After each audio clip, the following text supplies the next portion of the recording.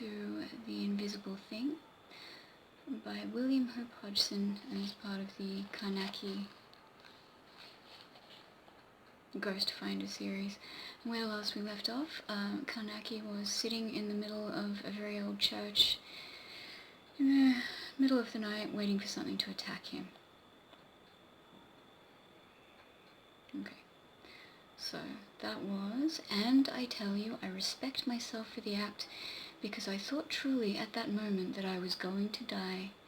But I think just then, by the slow revulsion feeling which had assisted my effort, I was less sick in that instant at the thought of having to die than at the knowledge of the utter weak cowardice that had so unexpectedly shaken me all to bits for a time. Do I make myself clear? You understand, I feel sure that the sense of respect which I spoke of is not really unhealthy egotism.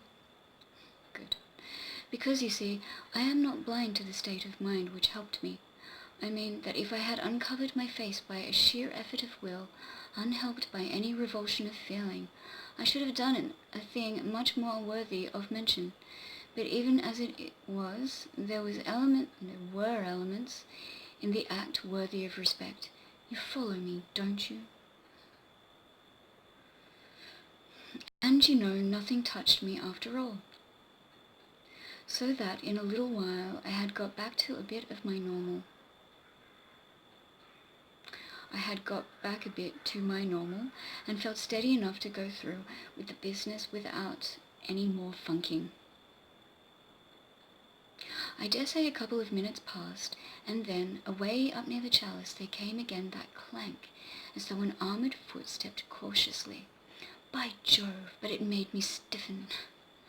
And suddenly the thought came that the sound I heard might be the rattle of the dagger above the altar. It was not a particularly sensible notion, for the sound so far was far too heavy and resonant for such a cause.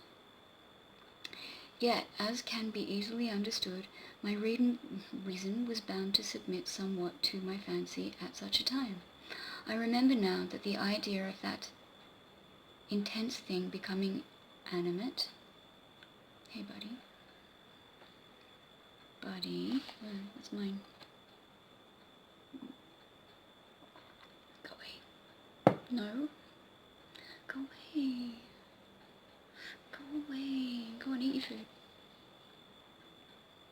Yet, as can be easily understood, my reason was bound to submit somewhat to my fancy at such a time. I remember now that the idea of that insensate thing becoming animate and attacking me did not occur to me with any sense of possibility or reality. I thought rather, in a vague way, of some invisible monster of outer space fumbling at the dagger. I remembered the old rector's description of the attack on the butler, out of the void. And he had described the stupendous force of the blow as being like the kick of a great horse. You can see how uncomfortably my thoughts were running. I felt around swiftly and cautiously for my lantern. I found it close to me and on the pew seat with a sudden jerky movement, I switched on the light. I flashed it up the aisle, to and fro across the chalice, but I could see nothing to frighten me. I turned quickly and sent the jet of light darting across the rear end of the chapel. Then on each side of me, before and behind, up at the roof and down at the marble floor. But nowhere was there any visible thing to put me in fear, not a thing that need have set my flesh thrilling, just the quiet chapel, cold and eternally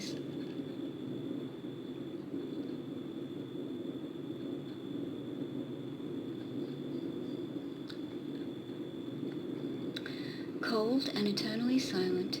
You know the feeling. Not really.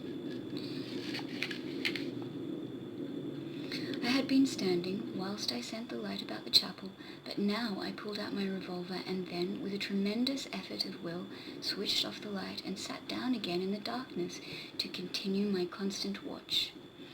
It seemed to me that quite half an hour or even more must have passed after this, during which no sound had broken the intense stillness.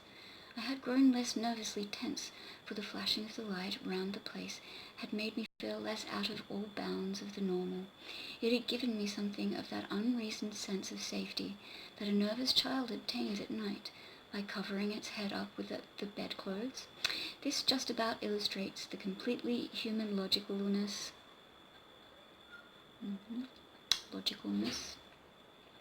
of the workings of my feelings, for as you know, whatever creature, thing, or being it was that had made that extraordinary and horrible attack on the old butler, it had certainly not been visible.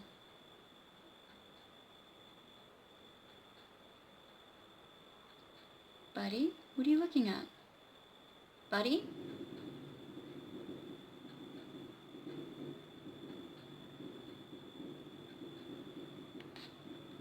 And so you must picture me sitting there in the dark, clumsy with armour and with my revolver in one hand and nursing my lantern ready with the other. And then it was, after this little time of partial relief from intense nervousness, that there came a fresh strain on me, for somewhere in the utter quiet of the chapel I thought I heard something. I listened, tense and rigid, my heart booming just a little in my ears for a moment. Then I thought I heard it again. I felt sure that something had moved at the top of the aisle. I strained in the darkness to hark, and my eyes showed me blackness within blackness wherever I glanced, so that I took no heed of what they told me. Of the chapel my sight gave me the shapes of vague shadows passing noiselessly and ghostly across constantly. There was a time of almost peculiar silence, horrible to me, as I felt just then. And suddenly I seemed to hear our sound again, nearer to me, and repeated, infinitely stealthy. It was as if a vast, soft tread were coming slowly down the aisle. Can you imagine how I felt? I do not think you can. I did not move, any more than the stone effigies on the 2 tombs, but sat there, stiffened. I fancied now that I heard the tread all about the chapel, and then, I was just as sure in our moment, that I could not hear it, that I had never heard it. Some particularly long minutes passed about this time, but I think my nerves must have quieted a bit, for I remember being sufficiently aware of my feelings to realize that the muscles of my shoulders ached, with the way that they must have been contracted as I sat there hunching myself rigid. Mind you, I was still in a disgusting funk. But what I might call the imminent sense of danger seemed to have eased from around me. At any rate, I felt in some curious fashion that there was a respite, a temporary cessation of malignity from about me. It is impossible to word my feelings more clearly to you, for I cannot see them more clearly than this myself. Yet you must not picture me as sitting there, free from strain, for the nerve tension was so great that my heart action was a little out of normal control, the blood beat making a dull booming at times in my ears, with the result that I had the sensation that I could not hear acutely. This is a simply beastly feeling, especially under such circumstances. I was sitting like this listening, as I might say, with body and soul, when suddenly I got that hideous conviction again that something was moving in the air of the place. The feeling seemed to stiffen me as I sat, and my head appeared to tighten, as if all the scalp had grown tense. This was so real that I suffered an actual pain, most peculiar and at the same time intense. The whole head pained.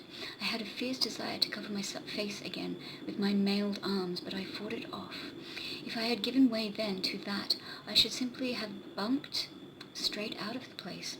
I sat and sweated coldly, that's the bald truth, with that creep busy at my spine. And then abruptly, once more I thought I heard the sound of that huge, soft tread on the aisle, and this time closer to me. There was an awful little silence, during which I had the feeling that something enormous was bending over toward me from the aisle. And then, through the booming of the blood in my ears, there came a slight sound from the place where my camera stood, a disagreeable sort of slithering sound, and then a sharp tap. I had the lantern ready in my left hand, and now I snapped it on, desperately, and shone it straight above me, for I had a conviction that there was something there, but I saw nothing. Immediately I flashed the light at the camera and alongside the aisle, but again there was nothing visible. I wheeled around, shooting the beam of light. What, buddy? Buddy?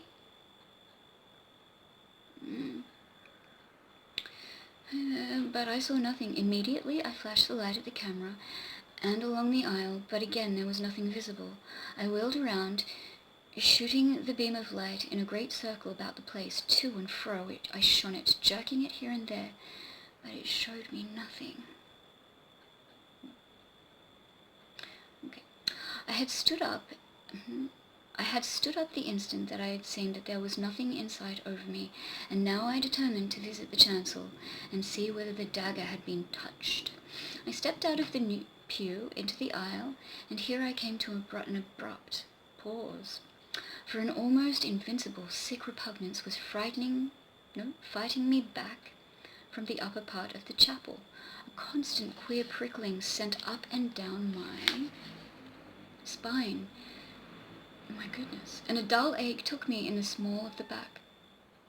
Buddy?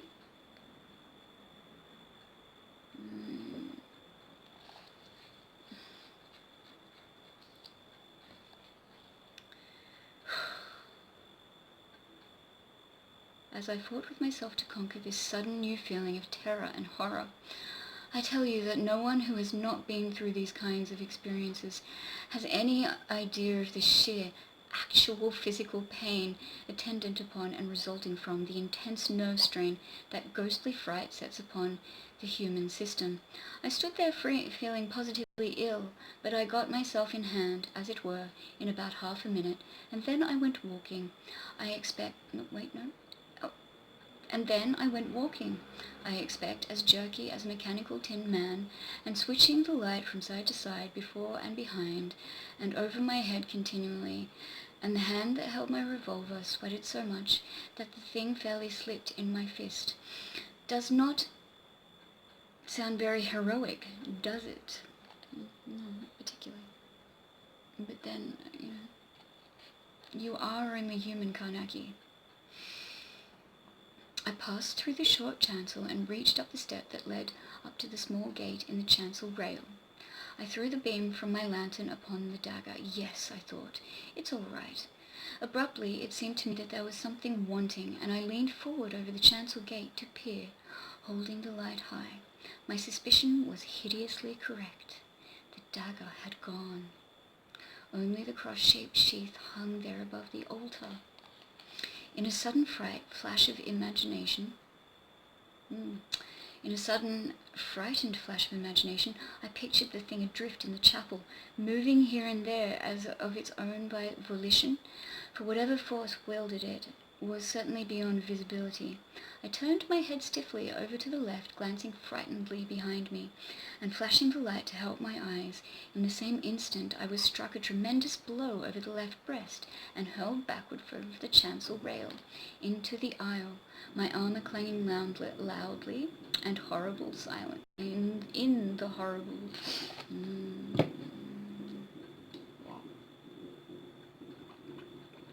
the horrible silence.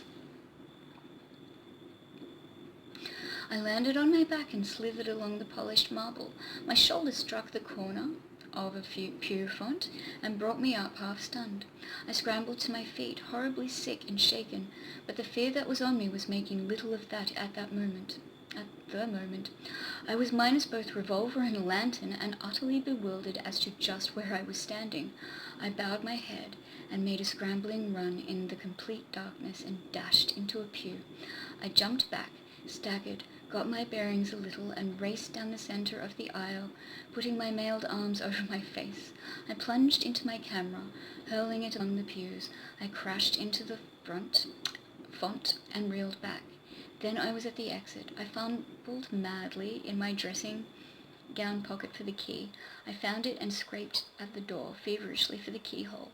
I found the keyhole, turned the key, burst the door open, and was into the passage. I slammed the door and leaned hard against it, gasping, whilst I felt crazily again for the keyhole, this time to lock the door upon what was in the chapel.